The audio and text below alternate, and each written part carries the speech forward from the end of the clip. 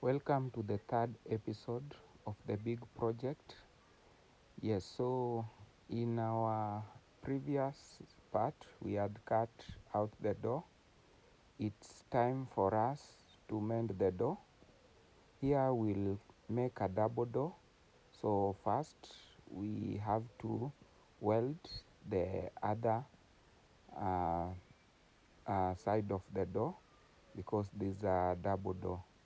We also installed the ATM inside.